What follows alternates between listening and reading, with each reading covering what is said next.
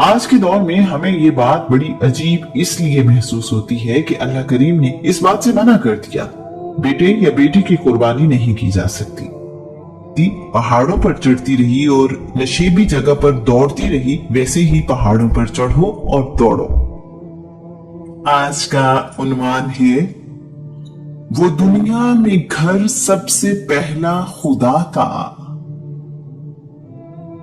اللہ کے نبی اسماعیل کی عمر 30 سال ہوئی تو ان کے والد ابراہیم ایک بار پھر ان کے پاس آئے۔ ابراہیم کی عمر اس وقت 116 سال تھی۔ اسماعیل ایک درخت کے سائے میں بیٹھے شکار کے لیے تیر بنا رہے تھے۔ اپنے والد کو دیکھ کر خوش ہوئے اور احترام میں کھڑے ہو گئے۔ ابراہیم نے اسماعیل سے کہا، مجھے اللہ کریم نے ایک گھر تعمیر کرنے کا حکم دیا ہے، کیا تم اس کام میں میری مدد کرو گے؟ اسماعیل نے اپنے والد کے حکم پر ان کا ساتھ دینے کی حامی بھری۔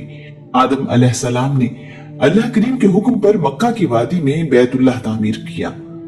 طوفان نوح میں یہ عمارت بالکل تباہ ہو گئی تھی اور اس گھر کا نشان بھی باقی نہ رہا تھا۔ جبرائیل امین نے آدم کے بنائے ہوئے گھر کی بنیادوں کی نشاندہی کی۔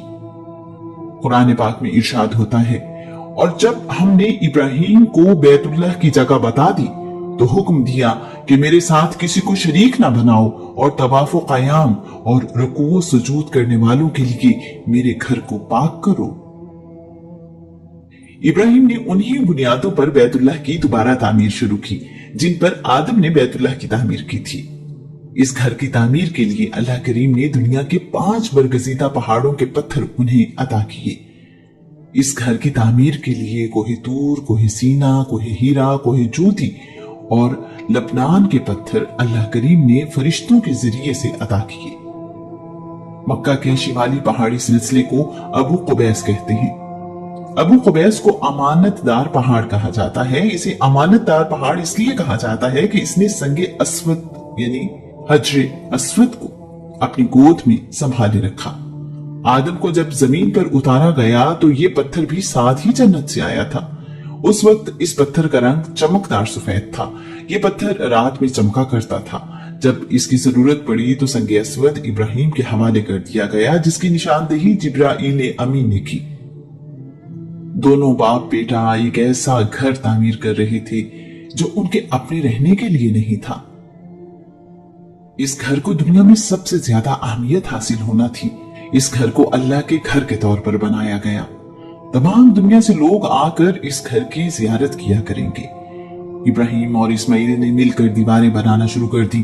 اسماعیل پہاڑوں کو توڑ کر پتھر اٹھا کر لاتے تھے، ابراہیم ان پتھروں کو جوڑ کر دیوار بناتے تھے۔ اس گھر کی دیواریں اتنی اونچی ہو گئیں کہ زمین پر کھڑے ہو کر تعمیر کرنے کے لیے اوپر ہاتھ جانا ممکن نہ رہا۔ ابراہیم ابو قبیس پہاڑ سے ایک اور پتھر اٹھا لائے۔ انہوں نے اس پتھر پر کھڑے ہو کر دیواریں بنانا شروع کر دی۔ اس پتھر کی خوبی یہ تھی کہ جوں جوں دیواریں اونچی ہوتی یہ پتھر بھی اونچا ہوتا جاتا۔ جب ابراہیم نے زمین پر اترنا ہوتا تو یہ پتھر زمین کی طرف اتر آتا تھا۔ اسے آپ آج کل کے زمانے میں خودکار یعنی آٹومیٹک ہائیڈرولک نظام کہہ سکتے ہیں۔ دیواریں مناسب اونچائی پر پہنچی تو ابراہیم نے اس گھر کی جنوب مشرقی دیوار کے کونے میں سنگ اسود یعنی حجر اسود نصب کر دیا۔ طواف کرتے ہوئے سنگ اسود کو بوسہ دیا جاتا ہے۔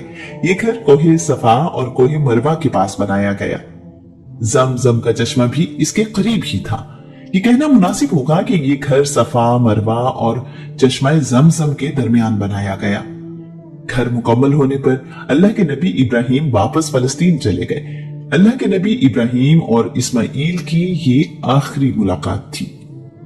اس گھر کی تعمیر مکمل ہونے تک جس پتھر پر کھڑے ہو کر اللہ کے نبی ابراہیم تعمیر کرتے رہے، اس پتھر پر ان کے قدموں کے نشان ثبت ہو گئے۔ جناب ابراہیم کے قدموں کے نشان 9-10 سینٹی میٹر گہرے ہیں۔ اللہ کریم نے اپنے پیارے بندے کو اس انعام سے نوازا کہ ابراہیم کے پاؤں کے نشان قیامت تک کے لیے محفوظ کر دیے۔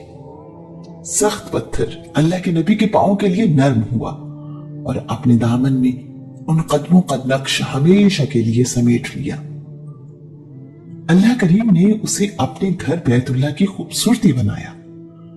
سب لوگوں سے کہا، कि इस जगह या इसके करीब नमाज पढ़ो। अब ये पत्थर बैतुल्लाह के सहन यानी मताफ में शीशे के एक 6 कोने वाले कुब्बा में महफूज है। इसको मकाम इब्राहिम कहा जाता है। यूं इस कायनात के मालिक का पहला घर जमीन पर बन गया। ये घर सादा भी था और पुरविकार भी। इब्राहिम और इस्माइल के बनाए हुए इस घर का तवाफ आज भी किया जाता है। बैतुल्लाह का तवाफ हर वक्त जारी रहता है, सिवाय फर्ज नमाज के दौरान। ये घर मुसलमानों के लिए किबला है। मुसलमान दुनिया में किसी भी जगह हो, इसी घर की तरफ रुख करके नमाज अदा करते हैं। अपनी मकअब नुमा शक्ल की वजह से ये काबा कहलाया। संगे अस्वद और मकामी इब्राहिम में मौजूद पत्थर जन्नत के पत्थर हैं। इस घर के बारे में अल्लाह करीम का इरशाद है, और याद करो जब हमने इस घर को लोगों के लिए मरकज और पनाह की जगह बनाया और हुक्म दिया कि मकामी इब्राहिम को जाए नमाज बनाओ। इब्राहिम और इस्माइल को ताकीद फरमाई कि तवाफ़ो एतकाफ और रुकू सजूद करने वालों के लिए मेरे घर को साफ सुथरा रखो। इब्राहिम अपनी जिंदगी में बहुत सी आजमाइशों से गुजरे। उनकी बीवी सैयदा हाजरा और इस्माइल भी उनके साथ उन आजमाइशों में कामयाब रहे। अल्लाह करीम को इस खानदान की आजमाइशों में कामयाबियां इतनी पसंद आई कि उन्हें हमेशा हमेशा के लिए महफूज कर दिया। सैयदा हाजरा का सफा और मरवा के दरमियान चलना और दौड़ना, इस्माइल की एड़ी से पानी का चश्मा निकलना, सैयदा हाजरा का पानी को जम जम कहना और पानी का रुक जाना, शैतान का इस खानदान को मुख्तलिफ जगहों पर बहकाने की कोशिश करना और फिर उन जगहों पर शैतान को कंकरियां मारना, इस्माइल की कुर्बानी के लिए मक्का से बाहर जाना और हरम की हद मुकर्रर होना, इस्माइल की जगह जानवर की कुर्बानी, इब्राहिम और इस्माइल का अल्लाह का घर तामीर करना, इब्राहिम के पांव के निशान महफूज रखना, इब्राहिम की नमाज पढ़ने की जगह को सबके लिए मुसल्ला बनाना, बैतुल्लाह यरूशलेम की इबादत का बैतुल मक़दस से भी पुराना है। अल्लाह कुरान पाक में फरमाता है, बेशक सबसे पहला घर जो लोगों के वास्ते तवाफ़ो इबादत के लिए बनाया गया वो मक्का में है, बड़ा ही बाबरकत और सारे जहां के लिए मरकज़े हिदायत है। वो दुनिया में घर सबसे पहला खुदा का, खलील एक मेमार था जिस बिना का। अगर तुमने किसी बात पर इख्तिलाफ हो जाए तो नजरान में रहने वाले उफ़आ जुरहमी के पास जाना और अपना फैसला करवा लेना।